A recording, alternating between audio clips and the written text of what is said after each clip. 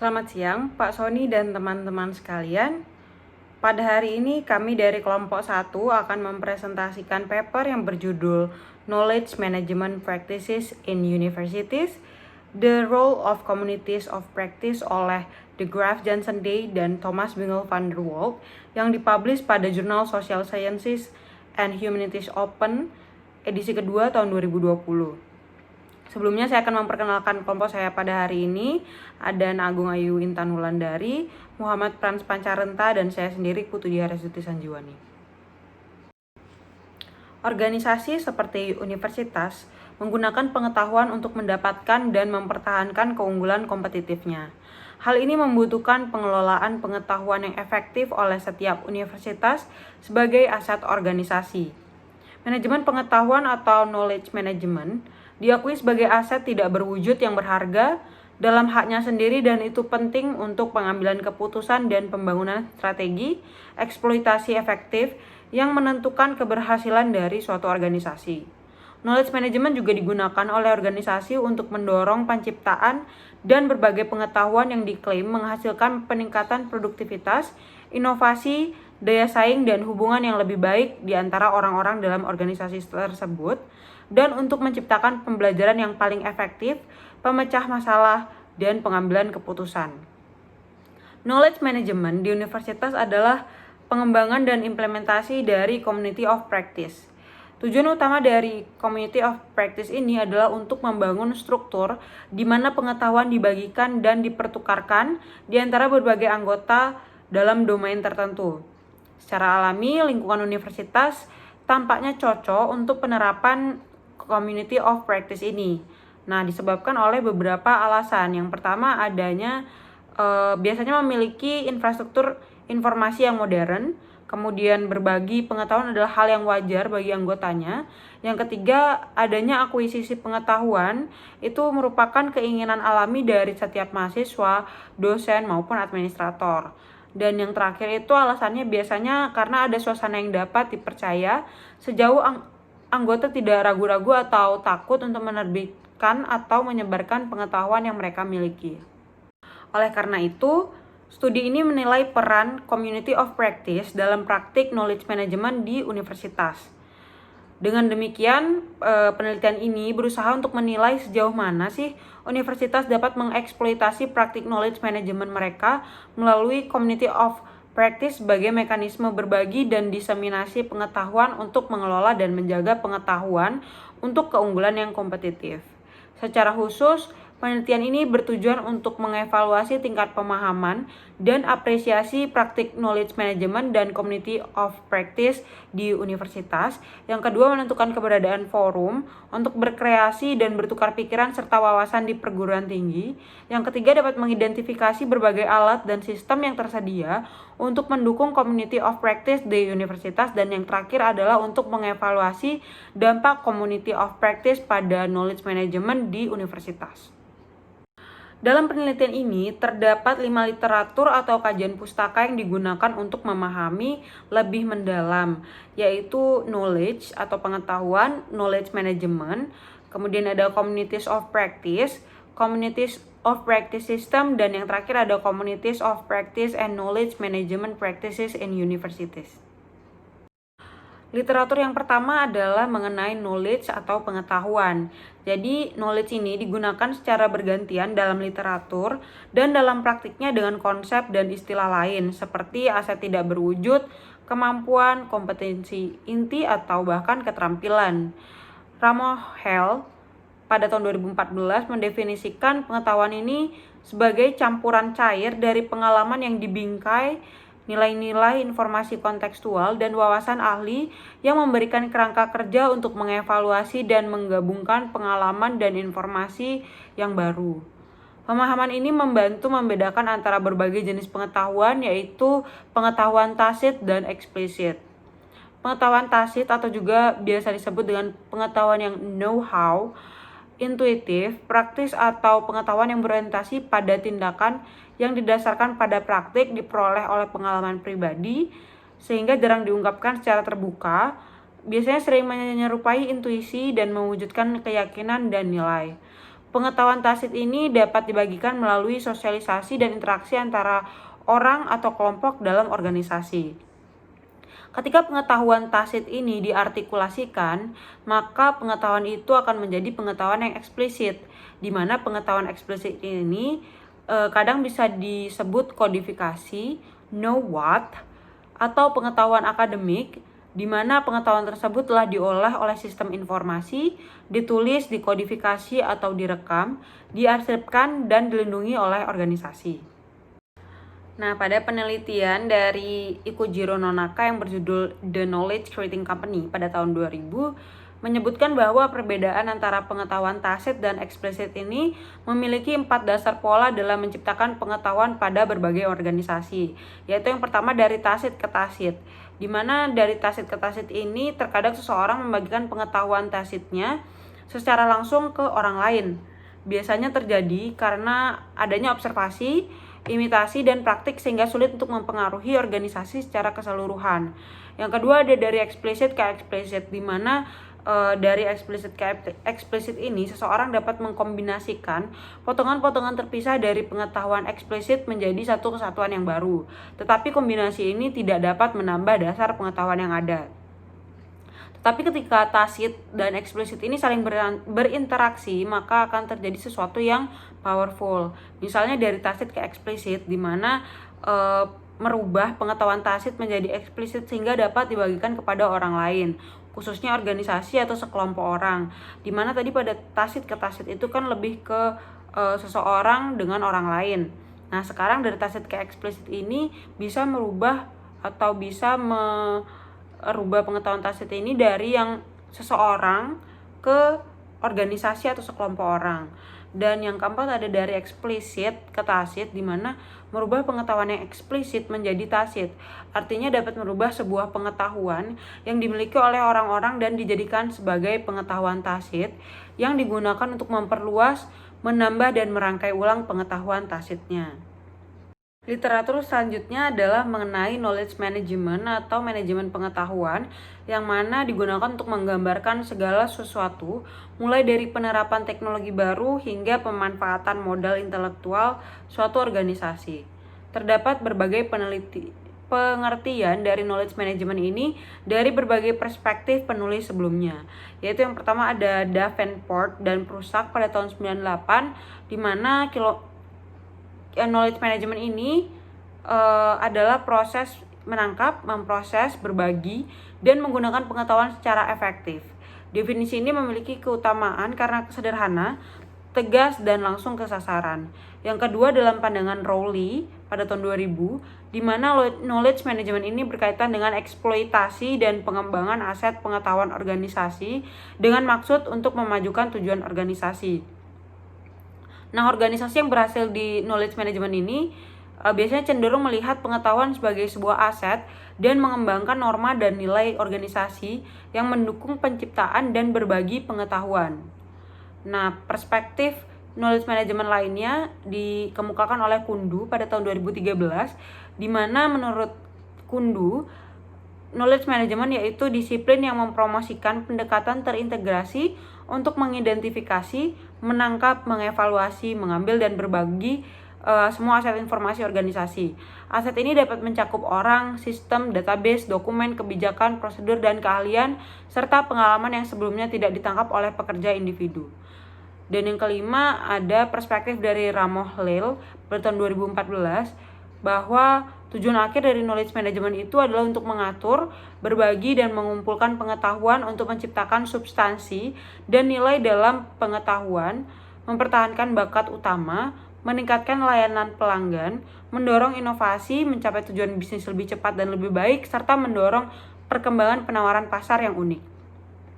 Sehingga dari pandangan-pandangan tersebut, penelitian knowledge management ini dapat dilihat sebagai manajemen proses yang mengatur pengumpulan, pembuatan, penyimpanan, penyebaran, dan juga pemanfaatan pengetahuan dengan menggabungkan teknologi yang sesuai, struktur organisasi, dan orang-orang untuk menciptakan pembelajaran, pemecahan masalah, dan pengambilan keputusan yang paling efektif dan efisien dalam suatu organisasi. Literatur yang selanjutnya adalah Community of Practice, di mana fenomena dari community of practice ini biasa dikenal dengan nama yang berbeda. Misalnya di Bank Dunia ini disebut grup tematik, di Hewlett Packard disebut komunitas belajar atau jaringan pembelajaran, di Chevron ini disebut tim praktik terbaik, dan di Xerox ini biasanya dikenal sebagai grup keluarga. Kemudian Denning dan Wenger itu menjelaskan bahwa community of practice ini pada dasarnya dibentuk oleh orang-orang yang terlibat dalam proses pembelajaran kolektif dalam domain bersama usaha manusia. Suku yang belajar untuk bertahan hidup, sekelompok seniman yang mencari bentuk ekspresi baru, sekelompok insinyur yang mengerjakan masalah serupa, sekelompok murid yang menjelaskan identitas mereka di sekolah, jaringan ahli bedah yang mengeksplorasi teknik-teknik baru, sekelompok manajer yang baru pertama kali membantu satu sama lain untuk mengatasinya, dan sebagainya. Selanjutnya, Soren dan kawan-kawan pada tahun 2005 juga menyatakan bahwa community of practice ini ditetapkan untuk mencapai 8 tujuan, yaitu menghubungkan orang-orang yang mungkin tidak memiliki kesempatan untuk berinteraksi baik sering ataupun tidak sama sekali. Yang kedua, memberikan konteks bersama bagi orang-orang untuk berkomunikasi dan berbagi informasi, cerita, dan pengalaman pribadi dengan cara membangun pemahaman dan wawasan. Yang ketiga, memungkinkan dialog antara orang-orang yang berkumpul untuk mengeksplorasi kemungkinan baru, memecahkan masalah yang menantang, dan menciptakan peluang baru yang saling menguntungkan. Yang keempat, merangsang pembelajaran dengan berfungsi sebagai kendaraan untuk berkomunikasi otentik, bimbingan, pembinaan, dan refleksi diri. Yang kelima, menangkap dan menyebarkan pengetahuan yang ada untuk membantu orang meningkatkan praktik mereka dengan menyediakan forum untuk mengidentifikasi permasalahan dan solusi, dan proses untuk mengumpulkan dan mengevaluasi praktik terbaik untuk permasalahan tersebut.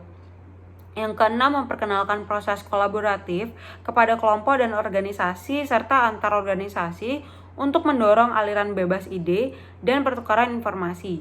Yang ketujuh, membantu orang mengatur sekitar mengenai tindakan yang bertujuan untuk memberikan hasil nyata. Dan yang terakhir, menghasilkan pengetahuan baru untuk membantu orang mengubah praktik mereka untuk mengakomodasi perubahan dalam kebutuhan serta teknologi. Kemudian literatur selanjutnya adalah knowledge management system. Ada banyak sistem atau teknologi yang memfasilitasi dari community of practice ini di universitas. Sistem ini terutama bersifat teknologi ataupun non-teknologi. Kaplan pada tahun 2013 mengklasifikasikan alat teknologi sebagai teknologi yang berpusat pada perangkat keras dan teknologi yang berpusat pada perangkat lunak, di mana alat ini digunakan untuk mendukung akumulasi pengetahuan, pemrosesan, penyimpanan, kolaborasi, dan berbagi. Alat web 2.0 yang menopang kebutuhan komunikasi, sosialisasi, jaringan, dan kolaborasi. Yang penting untuk community of practice. Ada alat kolaboratif juga yang dikenal sebagai konferensi waktu nyata yang terdiri dari alat sinkron, yang terdiri dari konferensi audio, web, video, obrolan, perpesanan instan, dan papan tulis.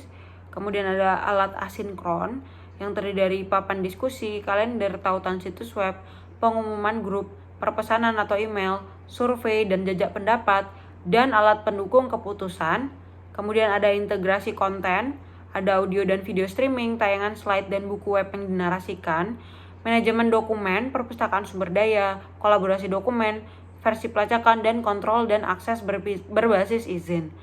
Pada non-teknologi terdapat sistem pada orangnya, yaitu pengguna community of practice ini dan juga individu yang mendukung teknologi dan sistem sosial. Kaplan mendefinisikan 4 kelompok orang yang mendukung tujuan strategis dan tanggung jawab community of practice. Ini mewakili orang-orang yang berafiliasi, belajar, berlatih, dan juga mengambil tindakan. Community of practice telah diidentifikasi sebagai tempat yang efektif untuk kreasi dan berbagi pengetahuan. Community of practice meningkat dalam berbagi dan mentransfer pengetahuan secara diam-diam oleh individu dan kelompok, dan juga menyediakan inovasi bagi organisasi saat anggota komunitas meningkatkan praktik mereka melalui penciptaan pengetahuan yang berkelanjutan. Sebagian besar pengetahuan di universitas bersifat diam-diam yang sulit diartikulasikan atau biasa disebut dengan pengetahuan tacit, sehingga community of practice ini menjadi kendaraan atau tools untuk berbagi pengetahuan dan penciptaan pengetahuan. Jadi ini tuh seperti tacit ke eksplisit.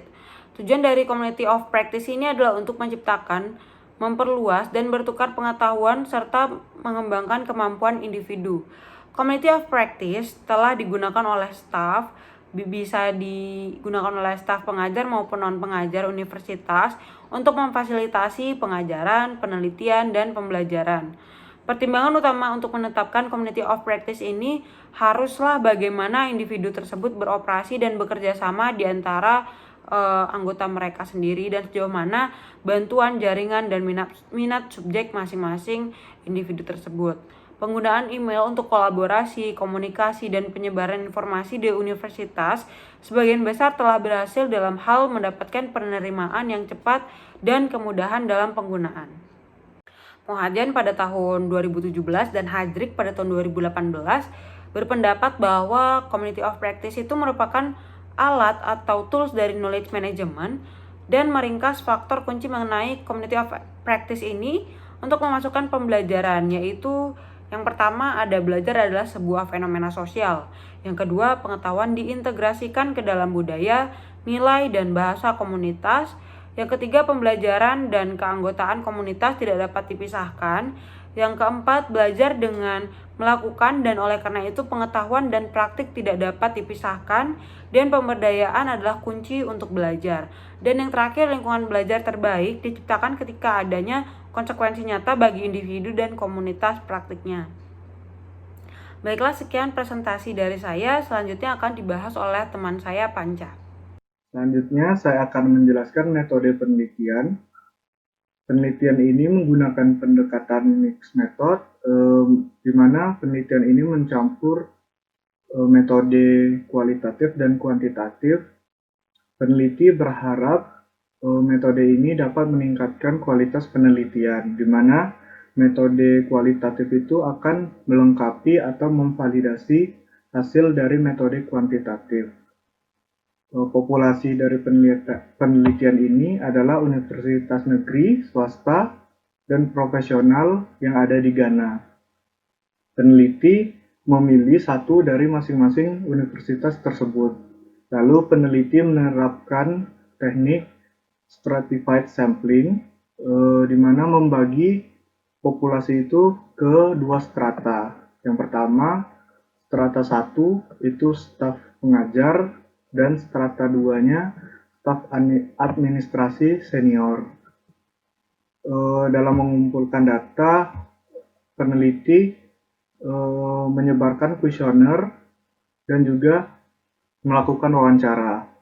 Kuesioner di sini berisi pertanyaan terbuka dan juga pertanyaan tertutup, di mana peneliti menyebarkan 147 kuesioner. Kuesioner yang kembali itu berjumlah 118 atau 80,27%, terdiri dari 91 strata 1 dan 27 strata 2. Selanjutnya wawancara yang dilakukan itu ke pemimpin-pemimpin yang ada di universitas. Selanjutnya saya akan menjelaskan tentang temuan-temuan dari penelitian ini. Temuan pertama terkait tingkat pemahaman, apresiasi, dan praktik knowledge management di universitas. Survei pertama yang dilakukan oleh peneliti itu terkait apakah responden itu mengerti tentang konsep dari pengetahuan atau knowledge management. Hasilnya 92% menyatakan mengerti, sedangkan sisanya 8% itu menyatakan tidak mengerti. Lalu dari hasil yang baik tersebut, peneliti berusaha memvalidasi dengan melakukan wawancara. Hasil wawancara ternyata responden mampu menjelaskan dengan baik mengenai konsep pengetahuan dan knowledge management tersebut. Lalu peneliti melakukan survei lanjutan. Pertama terkait apakah universitas itu memberikan perhatian terhadap knowledge management. Hasilnya 72,88% menyatakan universitas di mana dia berada itu memperhatikan knowledge management. sedangkan 27,33% menyatakan tidak. Survei selanjutnya, apakah praktik knowledge management di universitas itu diterapkan atau dilaksanakan? 74,39% itu menyatakan ya, praktik knowledge management itu diterapkan di universitas, sedangkan 25,61% itu menyatakan tidak. Selanjutnya, peneliti melakukan wawancara tentang identifikasi knowledge management. Apakah responden dapat mengidentifikasi knowledge management yang diterapkan di universitas?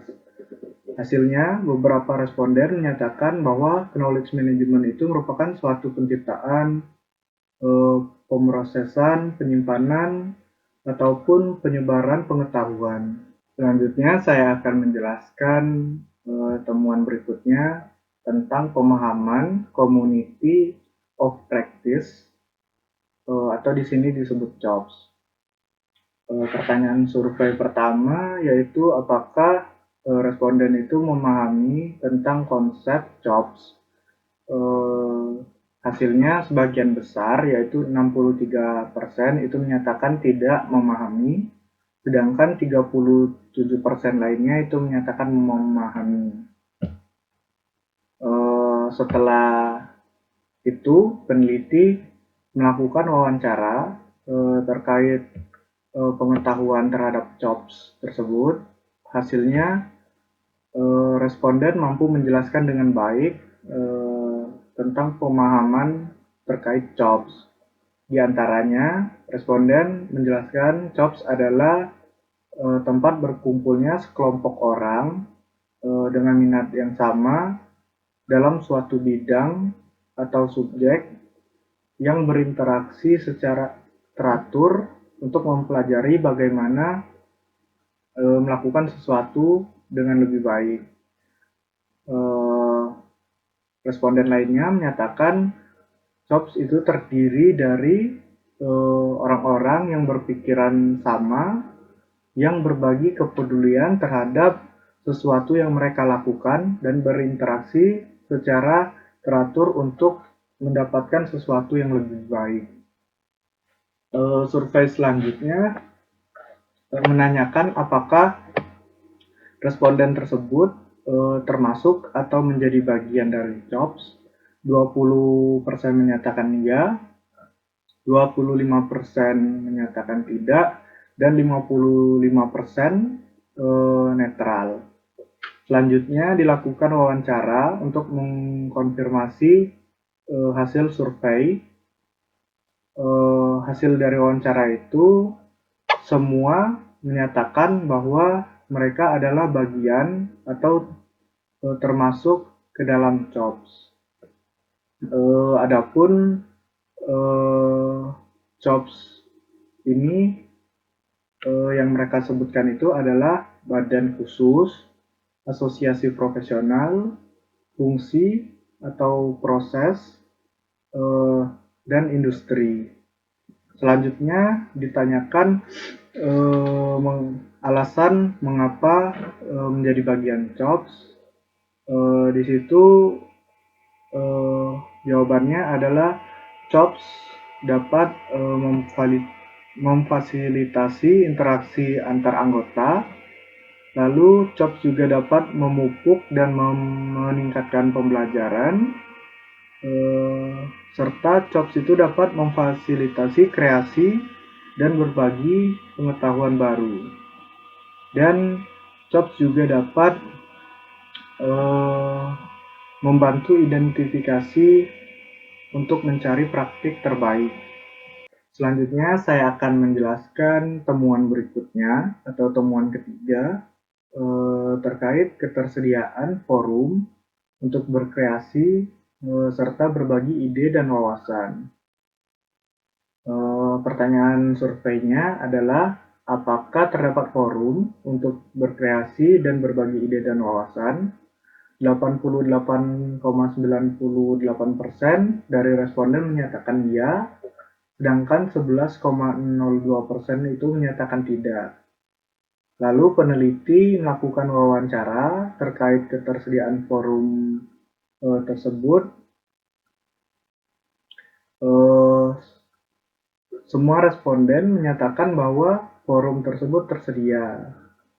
Forum ini dapat berbentuk pertemuan di level universitas. Lalu responden lain menyatakan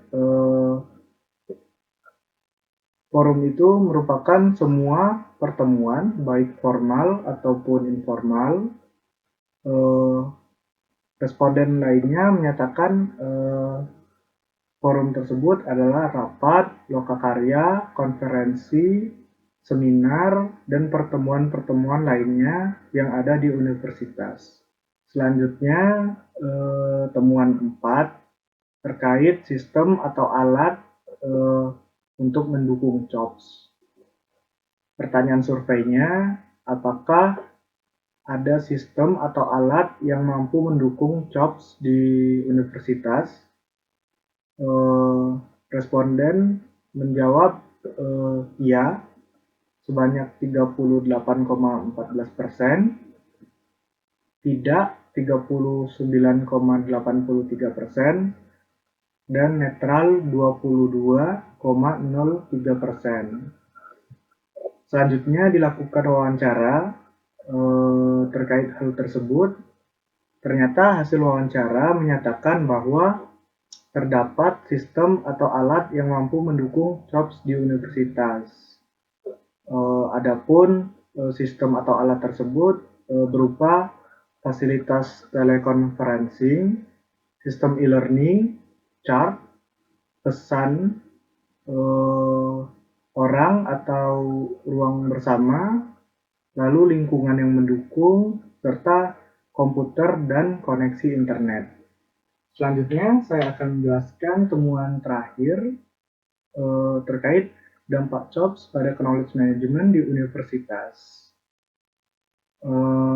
Pertanyaan surveinya adalah apakah COPS dapat mendukung knowledge management di universitas, dan apakah COPS dapat meningkatkan pengajaran dan pembelajaran di universitas. Hasilnya 18,65% menyatakan ya, 30,51% menyatakan tidak, dan 50,85% menyatakan netral. Peneliti selanjutnya melakukan wawancara terkait hal tersebut. Hasilnya, COPS sangat berdampak pada knowledge management di universitas. Adapun manfaat dari COPS ini antara lain, yang pertama, sebagai platform musyawarah, berbagi pengetahuan, dan pengambilan keputusan. Yang kedua, staf dapat mengekspresikan diri dan berkontribusi, karena dengan adanya COPS, interaksi antara staf dan pemimpin itu akan difasilitasi, sehingga staf itu akan lebih dapat berkontribusi terhadap pengambilan keputusan di level universitas. Yang terakhir, memungkinkan konsultasi secara luas. Seperti yang disebutkan sebelumnya, bahwa COPS ini dapat memfasilitasi interaksi, dapat meningkatkan pembelajaran, memfasilitasi kreasi dan berbagi pengetahuan baru, dan membantu identifikasi dan berbagi praktik terbaik yang bisa dilakukan. Sehingga dengan adanya COPS, beberapa pihak bisa melakukan tukar pikiran dan berkonsultasi secara luas.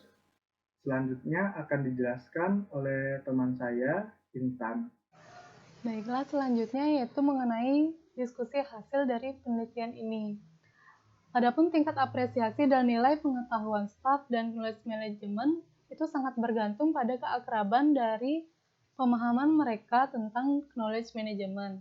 Terdapat indikasi bahwa responden memiliki tingkat keakraban yang tinggi dan pemahaman tentang konsep dari knowledge management. Indikasi umum dari temuan ini adalah bahwa universitas memberikan perhatian yang besar terhadap praktik dari knowledge management. Selanjutnya, hasil wawancara menunjukkan bahwa tingkat pemahaman dari communities of practice yang tinggi. Akan tetapi, hasil survei menunjukkan pemahaman yang rendah terhadap konsep dari communities of practice. Selain itu, terdapat pula indikasi bahwa hanya sedikit anggota staf yang benar-benar menjadi anggota dari communities of practice tersebut. Hasil juga menunjukkan bahwa adanya forum atau platform lain yang digunakan untuk berbagi pengetahuan di perguruan tinggi tersebut, seperti misalnya pertemuan, lokakarya, seminar, konferensi, retreat, dan lain-lain. Hasil penelitian lebih lanjut menunjukkan bahwa terdapat forum dan pertemuan informal untuk mempromosikan dan mengamankan pengetahuan di perguruan tinggi. Forum informal tersebut terutama terjadi pada sesi kerja di koridor, rehat kopi, dan juga makan siang. Berdasarkan temuan ini dapat dikatakan bahwa staf universitas berbagi pengetahuan mereka pada pertemuan formal dan juga informal. Selanjutnya, hasil studi menunjukkan bahwa alat dan sistem yang mendukung communities of practice di universitas tersebut masih kurang. Hal ini dikuatkan dengan adanya fakta bahwa mayoritas responden dari perguruan tinggi tersebut belum memiliki konsep dari communities of practice. Selanjutnya yang terakhir yaitu pimpinan di universitas harus memahami peran dan pengaruh signifikan mereka yang dapat mereka mainkan oleh adopsi dan penerapan dari communities of practice sebagai strategi untuk mempromosikan dan juga melindungi pengetahuan di perguruan tinggi mereka.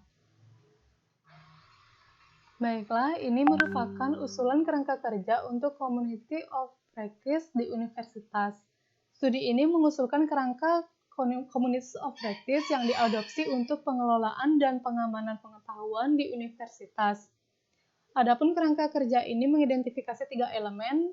Yang pertama yaitu universities, yang kedua knowledge, kemudian yang ketiga communities of practice.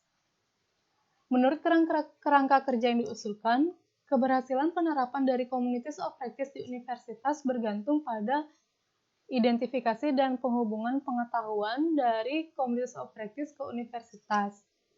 Tujuan utama dari universitas di seluruh dunia adalah untuk memulai pada praktik knowledge management melalui pengajaran atau teaching, penelitian, learning, dan juga administrasinya.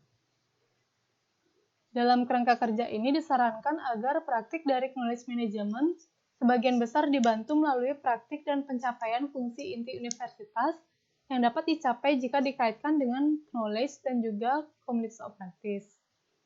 Selanjutnya yaitu untuk pengetahuan atau knowledge-nya. Di sini dibagi menjadi 2, yaitu tacit knowledge yang secara implisit atau tidak bisa langsung diterima oleh orang lain. Kemudian yang kedua yaitu explicit knowledge, di mana kerangka ini mengidentifikasi pengetahuan yang tacit atau tacit knowledge tersebut dan explicit knowledge sebagai jenis pengetahuan utama yang ada di universitas. Ketika pengetahuan atau tacit knowledge tersebut ditulis, diproses oleh sistem informasi, kemudian dikodifikasi, direkam, diarsipkan, itu menjadi pengetahuan yang eksplisit. Dari perspektif universitas, pengetahuan eksplisit tersebut disimpan dalam publikasi, jurnal, buku teks, catatan kuliah, catatan rutin, dan lain-lain. Selanjutnya yaitu mengenai communities of practice. Sarana untuk memfasilitasi dan membina praktik knowledge management yang efektif di universitas melalui pembentukan dari communities of practice. Communities of practice ini mengaktifkan anggota komunitas universitas untuk terlibat dalam proses pembelajaran kolektif dan bekerja bersama dalam domain bersama dari komunitas di dalam universitas tersebut. Adapun anggota dari komunitas tersebut berkomitmen pada domain mereka sehingga mereka memiliki kompetensi yang bisa membedakan anggota dari komunitas tersebut dengan orang di luar komunitas tersebut. Dalam mengejar minat mereka dalam domain mereka, anggota dari komunitas tersebut terlibat di dalam kegiatan dan diskusi bersama yang saling membantu berbagi informasi dan juga belajar dari satu sama lain. Yang di tengah yang merupakan teknologi dan people tersebut, teknologinya dan orang-orang atau people tersebut merupakan building block untuk communities of practice. Dalam hal ini yaitu kerangka untuk communities of practice ini. Kemudian teknologi dalam kerangka ini terdiri dari perangkat keras dan perangkat lunak atau sistem yang digunakan untuk mendukung akumulasi pengetahuan, pemrosesan, penyimpanan, kolaborasi, dan berbagi pengetahuan di universitas. Adapun unsur people-nya di sini mengacu pada anggota komunitas dari universitas tersebut yang memfasilitasi proses knowledge management dan communities of practice. Sehingga penelitian ini dapat diambil kesimpulan yang berupa masih rendahnya pemahaman dan dukungan atau teknologi untuk communities of practice di universitas. Kemudian, dukungan manajemen universitas merupakan hal yang penting dalam pengadopsian dari communities of practice sebagai alat knowledge management di universitas. Kemudian yang terakhir, penelitian ini mengusulkan kerangka kerja communities of practice di universitas yang seperti yang saya sudah jelaskan sebelumnya. Baiklah, sekian presentasi dari kelompok kami, dan apabila ada saran, tanggapan, ataupun pertanyaan bisa langsung disampaikan pada sesi tanya jawab saat ini, dan apabila terdapat gangguan dapat disampaikan melalui kolom pada chat box. Terima kasih.